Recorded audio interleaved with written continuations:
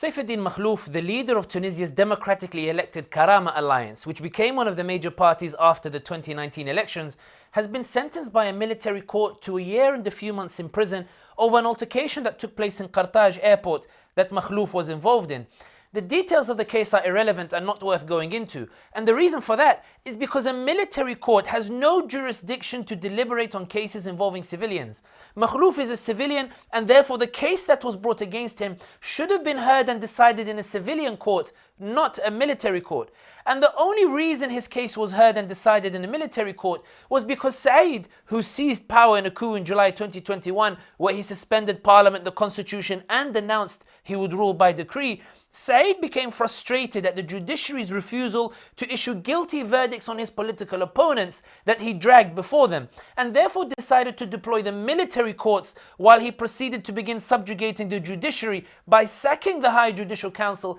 and replacing its members with loyalists. And it's important to stress that the verdict by the military court on the democratically elected member of parliament and civilian Saifuddin Makhlouf comes just weeks after the US recognized Saied's elections that barred the opposition from running. In other words, Makhlouf's verdict comes amidst a crackdown that is being ramped up by Saied, who celebrated the US recognition of his elections by throwing the former Prime Minister Ali Al-Arayid in prison, and he continues to languish in jail, then issuing an arrest warrant for another former Prime Minister, Hisham Mshishi, and then expediting terrorism charges brought against the main opposition leader, Najib Sherbi, who heads the National Salvation Front. And there are now reports that Macron is trying to reconcile Saied with the trade unions who support the coup but who are unhappy that Saied is monopolizing power. In other words, the US has recognized Saied's elections, in which only 8.8% of Tunisians turned out to vote, while Macron, who congratulated Saied on his unilaterally written constitution